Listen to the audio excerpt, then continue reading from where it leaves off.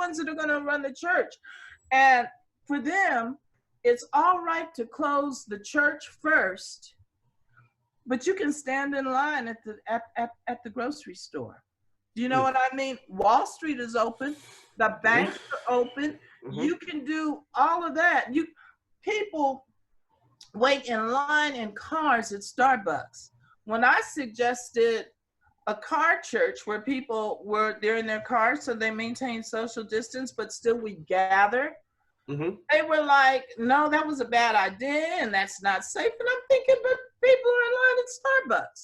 They're in line at Michael's. They're in line all over. So to me, it just makes me wonder, Lord, what's happening with the church? Where is our faith? Where is God in all this, but where is our perspective of God in all of this? I would ask that too. I mean, I sort of lean more towards scientific, but I mean, I was brought up in the church, Christian, and you know, I studied different, you know, areas of. I'll say I studied religion, but just from a spiritual standpoint, it never. When somebody leans on their faith, I look at it and I say, okay, that's what they're supposed to do. It works for them. You know, that's how I've always seen it. And a lot of people could benefit from being able to lean on their faith because it's a genuine thing. It's like if you actually have it and can believe it and it resonates within you, you know, good for you. And only certain people can do that. Now, what you're seeing now is, I think that you're starting to see where people have been, there's a thing called false flagging with gang banging and things like that, to where some people say they're Bloods, or people say they're Crips, or they say they're disciples. And then when stuff hits the fan, you know, they're switching sides or they're doing something else. So you're seeing a lot of that in the churches, to where you got the Christian church and people have been false flagging this whole time. And the people who are really down for their cause, they're leaning on it. They're banging on it.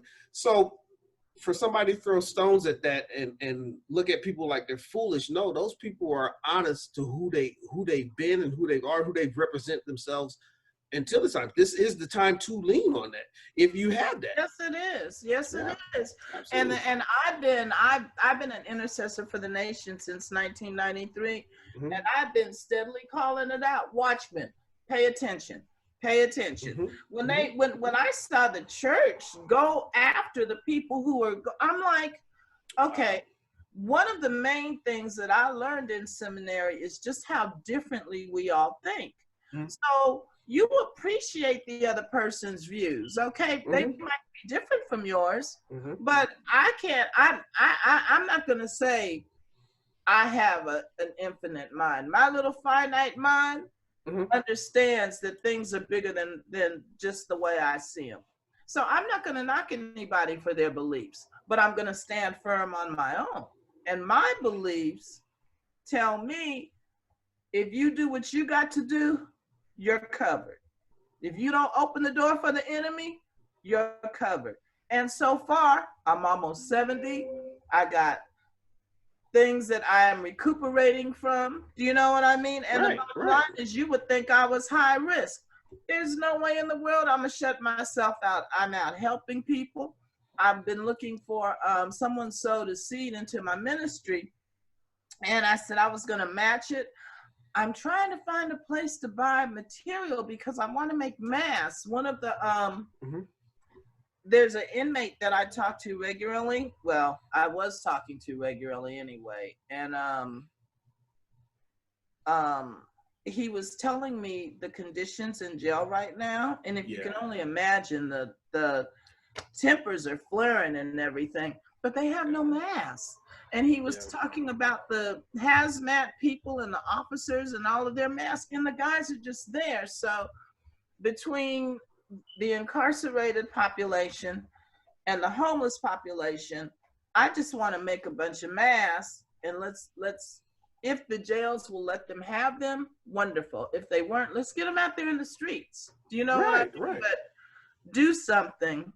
And if you're sitting at home scared, you're being non-productive. Yeah. And you're sure not. When you mention gangs, I love it, because one of the things, I've dealt with a whole bunch of little gangbangers, right? They're grown now, but my thing to them is know who you represent. You're repping who you're gonna rep. When you get saved, you rep Christ. Okay. So absolutely. So if this is who we're gonna rep, I'm not repping them in fear. I'm repping them in power and might. That's what the word says. And I would expect nothing less. So it's just when you said that people, would look down and foolish and look at and say things like that. No, that's an honest person. That's a person who's said who they were, and when the time came, they showed you who they were. That's right. I stand. So. But anyway, it's all very, very interesting, So I think we've looked at some of the negative things. There's some good that should be coming out of this. Absolutely.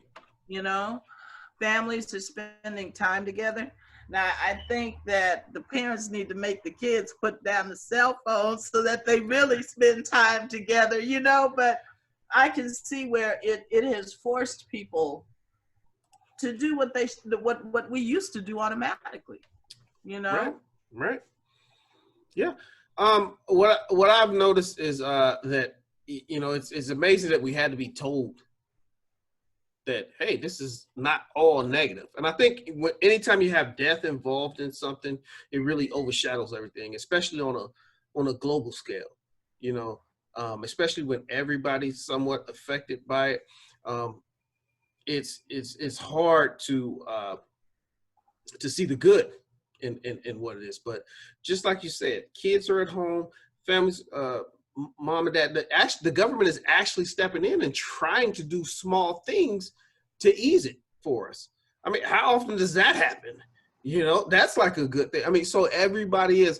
And one thing what I've told people, and I used to tell people all the time at work, it's like, what? One thing I learned when I was in Iraq is we were one.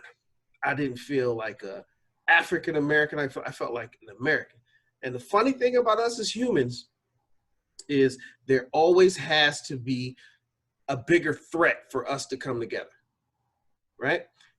So what I see here is that threat.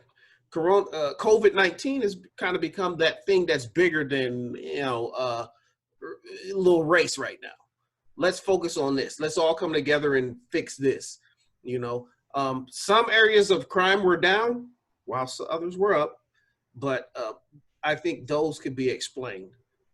Like the domestic violence was actually spiked. Can you imagine being closed up with someone who's got those issues? I'm like, Yeah, absolutely. So I mean, I don't have the stats, so I don't want to quote it, but I was following CNN with that for a while. That was kind of a hot button topic, and it was that domestic violence. And I really felt for, the kids that were kind of stuck at home, and the one out that they did have a possibility. And that's a fear too, that social services and things like, they're not, they're not actually getting notified, because a lot of times the schools were the individuals who would notify that, hey, something's not right with this kid, and now they're not in physically in school. So, a lot of those referrals or concern calls aren't being made, and that worries me. But and I'm back on the negatives again. I'm sorry, but there were positives. There are a lot of positives. Well, yeah, and the negative just kind of flows with that. But you said something that is always so interesting to me. You mentioned death, and when death is involved, just the way people react. Well, once again, I'm gonna take that back to faith, because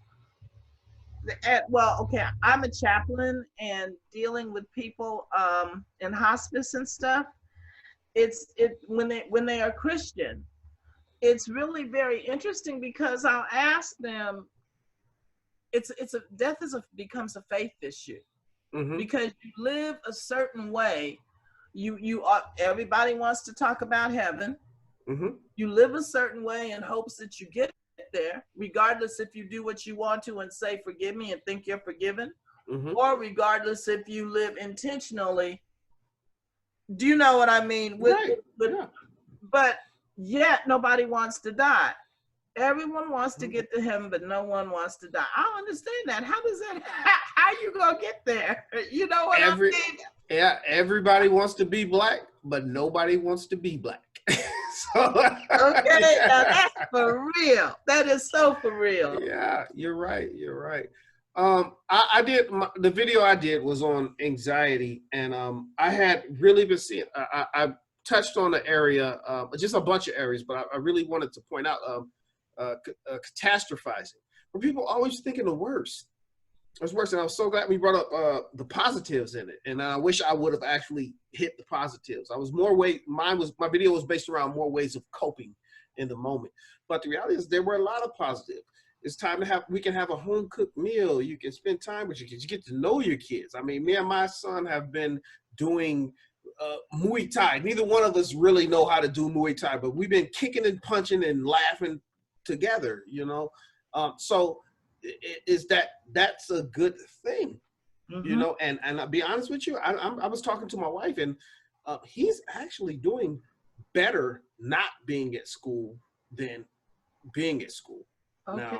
Now, I don't know if we're going to make any, you know, rash decisions with school, but his personality, his demeanor, everything has changed. He's more outgoing here, and it made me question. It was like, man, what goes on at school that you're two different people when you're not there, you know?